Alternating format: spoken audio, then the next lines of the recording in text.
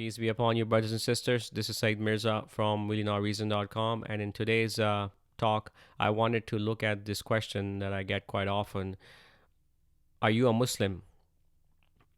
Now, the short answer to that is yes, I am a Muslim, but I need to qualify that. I am a Muslim in the sense that I submit to the will of God, and I am not a Muslim in the sense that I follow a religion called Islam. Now, obviously, Muslims will counter saying, well, following the religion of Islam is following the will of God, it's submitting to God.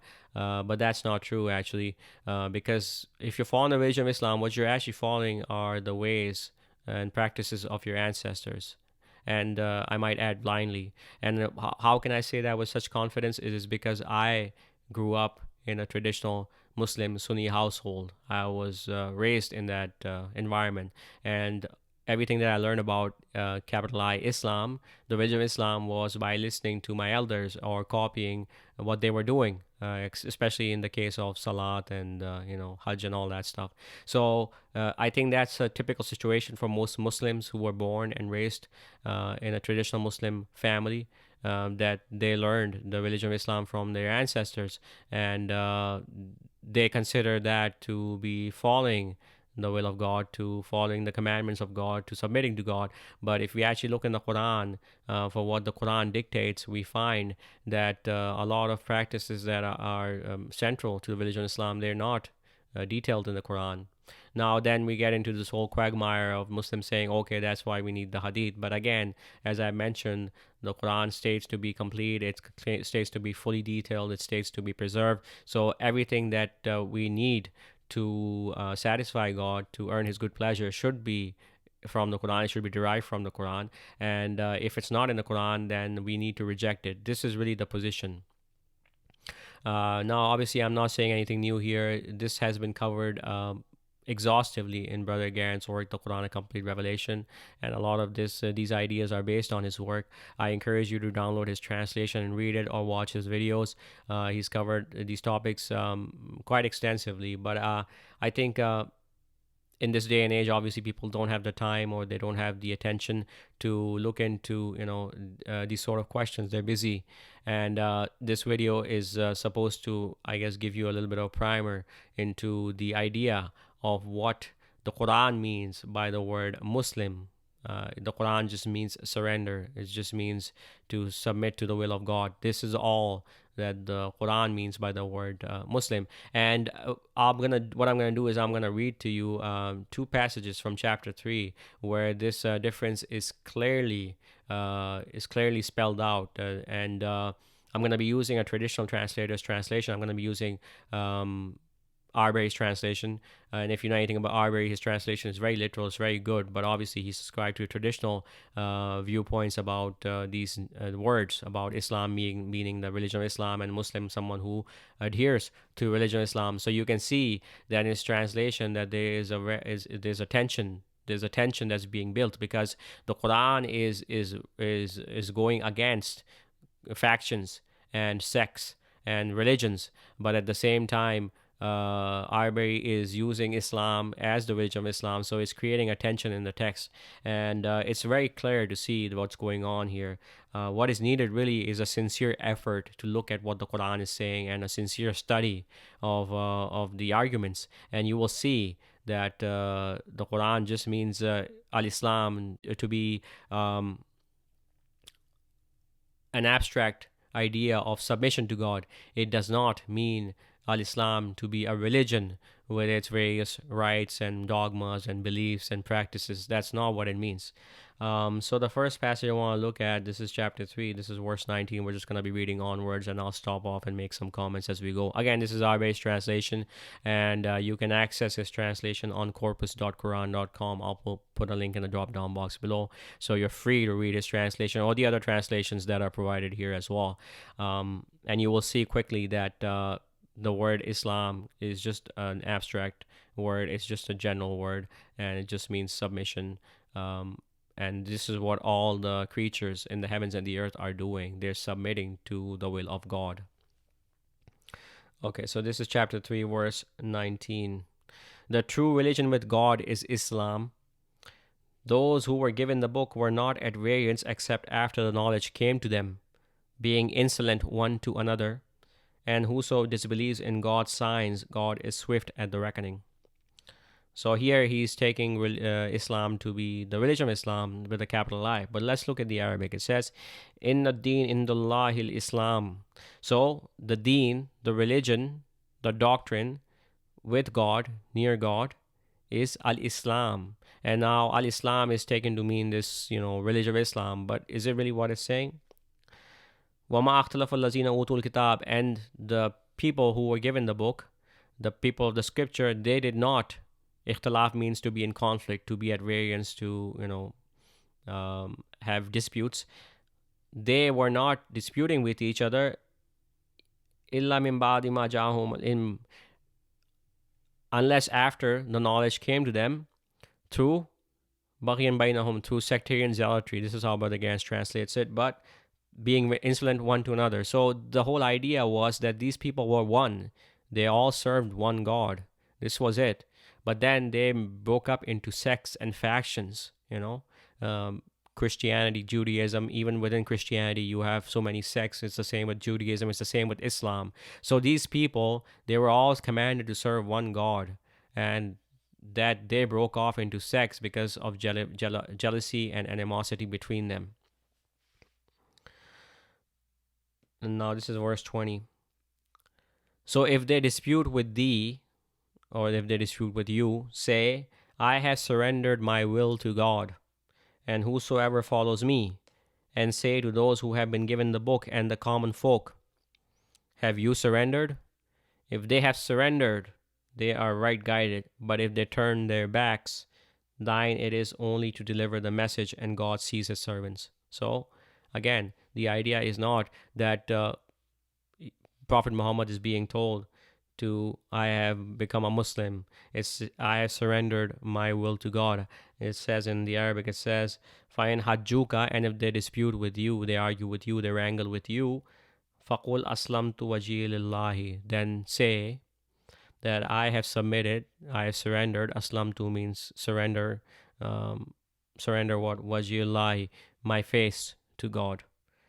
Waman attawani, and those who follow me. So if you claim to follow the Prophet Muhammad, then you need to surrender to the will of God, not convert to a religion of Islam. Surrender to the will of God and follow his commandments, which are preserved in the Qur'an exclusively. And say to those who are given the book, the scripture, which obviously now means the Muslims as well, because they are also given the scripture, and to the ummiyun, which is the unlearned, aslamtum, do you also surrender? And if they surrender, then they are guided. So this is it. Surrender to the will of God and to follow his commandments, to look to God first and not to religions or states or your own vain desires. To look to God first, to surrender to him, to follow what leads to follow his good pleasure. This is what the core of Islam is. Okay, so the next passage that I wanted to look at was starting from chapter 3, verse 64 onwards.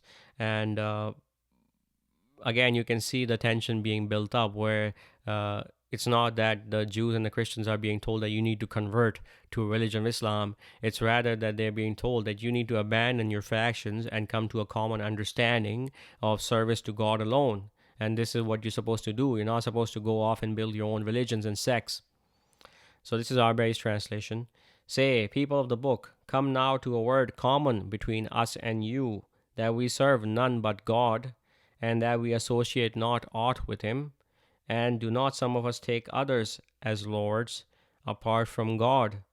And if they turn their backs, say, bear witness that we are Muslims with a capital M. This is how Arbery translates it. But really, is this the argument? The argument is that you need to come to a common platform.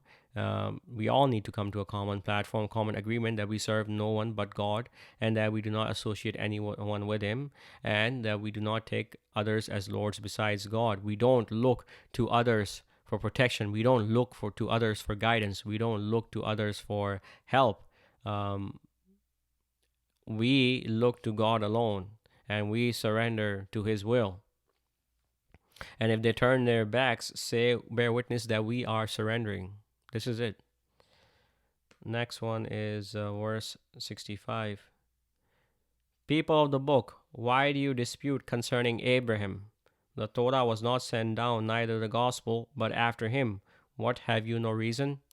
Again, the argument is that your implementation details of your specific religion are immaterial.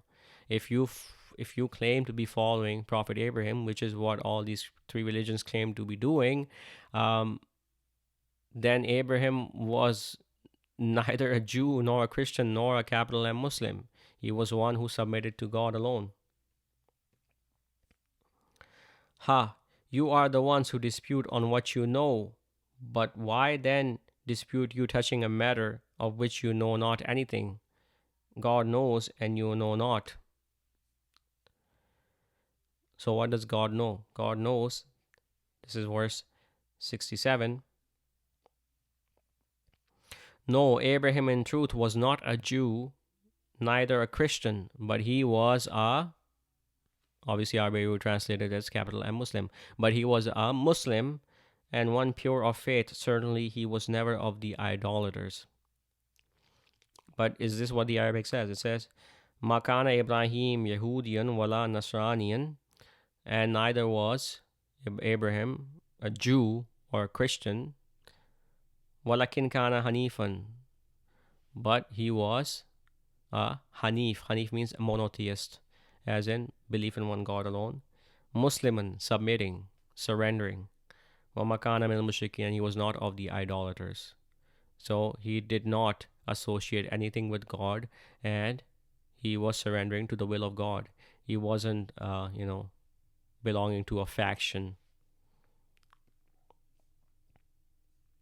And the next verse, verse 68, surely a people standing closest to Abraham are those who followed him and this prophet, and those who believe, and God is the protector of the believers. So really, this is the crux of the argument here, that if we are to claim to be following um, in the footsteps of these men of God, the prophets, the messengers, then it is best for us to stay away from these sectarian ideologies and these sectarian uh, groups, and who only create division, and come to serving God alone, to become submitters of God. And that's what the word Muslim means according to the Quran. It's not about subscribing to a religion or any religions, and it's certainly not about subscribing to the religion of Islam, which, as you know from Brother Gan's work, has its roots not in the Quran but in a completely different literature called the Hadith. And if the claim is that by following the religion of Islam, by converting to this religion, you're surrendering to the will of God, then that is um, incorrect. That is wrong, because surrendering to the will of God requires us to take God alone as our source of guidance, to take God alone as our protector, and to follow His commandments sincerely and carefully. And the preserve of His commandments is the Quran. That's it, the Quran. The Quran alone itself is a complete revelation, which is fully detailed. It is complete, and it requires study. Obviously, it requires discipline to implement. But everything that is needed to please God and to stand on the day of judgment with a clear conscience, with a clear heart, is in the Quran. So this is really the crux of the matter. This is what a Muslim is. And to argue that the religion of Islam is somehow connected with, submission to God, surrender to God, is a false argument. Anyway, I hope this video was of some use to you. God willing, until next time, peace and blessings be upon you.